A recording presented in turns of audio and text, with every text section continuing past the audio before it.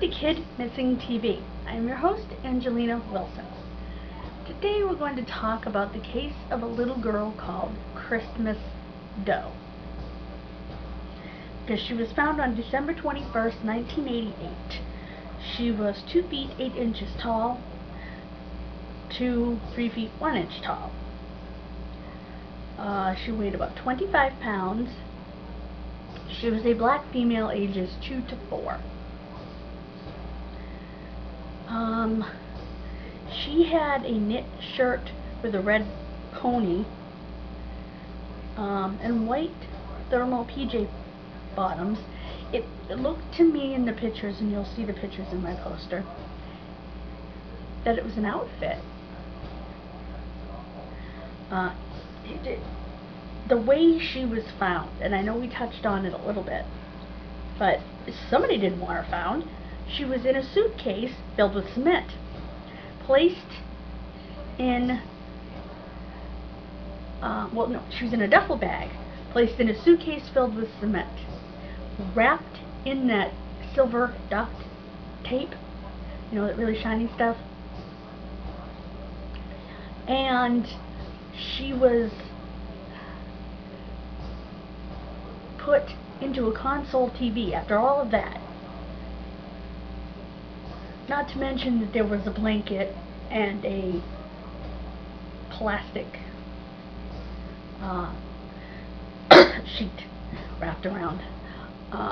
Not a bed sheet, a sheet of plastic. Put inside, all of this was put inside of a console TV and a piece of plywood nailed to the back of said TV. That's a lot of trouble to get rid of a preschooler. A lot of trouble to get rid of anyone or anything, let alone a baby. All I can think of was it had to be someone known to this child. It had to be. Why else would you go through that much trouble? In 2009, because this happened in Georgia, Millwood, Georgia, which is a very small town. In 2009, a link was made to Albany, New York. So authorities from Georgia went to New York and all the TV stations in the area to try to drum up a lead. No new leads were garnered. In 2010, an anonymous caller said that the little girl's name might be Bridget, and that her family may have lived in Tifton, Georgia, which is about an hour away from Millwood, straight down I-82 East. I did my own research to find that. That is the extent of what was released of that lead. There was more in that lead, evidently.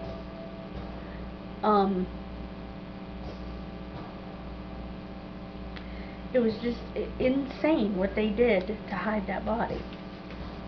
Another website did say that she might be 4 to 8 years old, but that was unlikely given her height and weight. There are 2 rule-outs in this case, 2 little girls that have been ruled out as being her. Kimberly Janice Boyd, who went missing from South Carolina on April 3rd, 1987.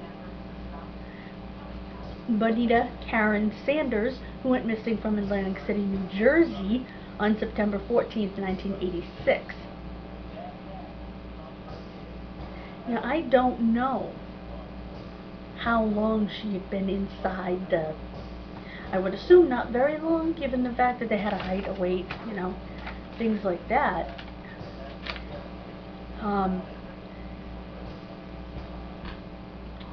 And they were able to get a real good idea of what she looked like, as you'll see in the picture, from NCMEC, the National Center for Missing and Exploited Children.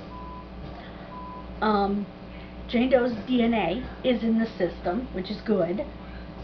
And those with information regarding the identity of Jane can call the Ware County Sheriff's Office at either of these two numbers, 912-287-2479 or 912-287-4326.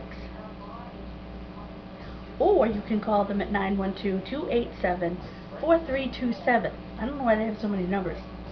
Tips can also be called into the Georgia Bureau of Investigation, the GBI, at 912-389-4103 or 404-244-2600, or the Ware County Coroner's Office at 912-283-3030.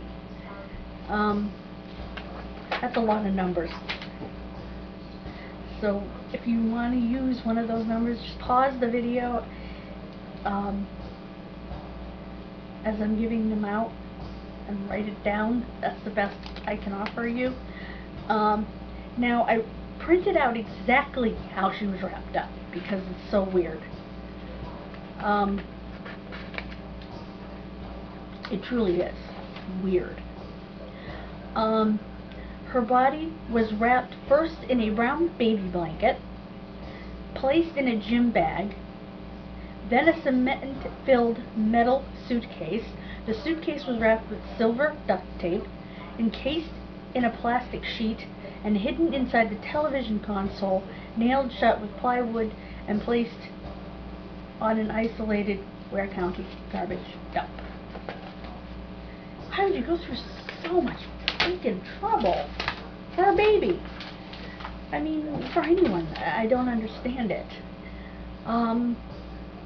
Now, what I would like to do is give you an update on a case that we covered on Kidmissing TV when I was doing it with the TV station in the cable access. It was the case of Judith Chartier. She has been missing from Chelmsford, Massachusetts since June the 5th, 1982. She was 17 years of age.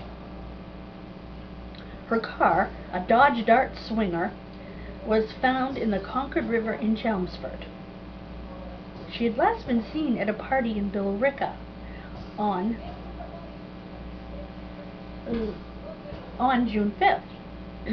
The car was found Tuesday, November 3rd. So just by the time you see this, about 3 weeks ago. On Wednesday, November 2nd, her body with her ID and some belongings were also found in the river near the car, which had rotted out a lot after 40 years in the river. No cause of death has been reported. Police are determined to get the answers to the rest of the questions. How did she end up in the river? Why were there no tracks anywhere showing a car going into the river at the time? Was it a simple accident? Where did she go into the river?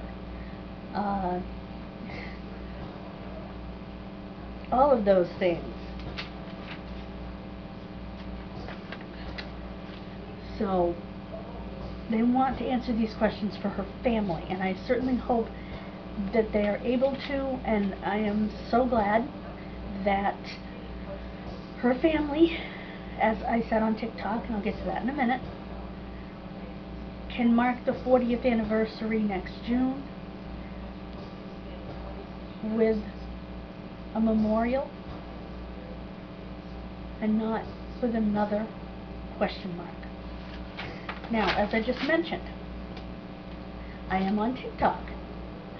I just started a Kidmissing TikTok not too long ago. I have 4 videos. The response has been overwhelming. So I want to thank everybody for that. I'm going to add it to my list of permanent links that I have at the bottom of each video, so you can find it.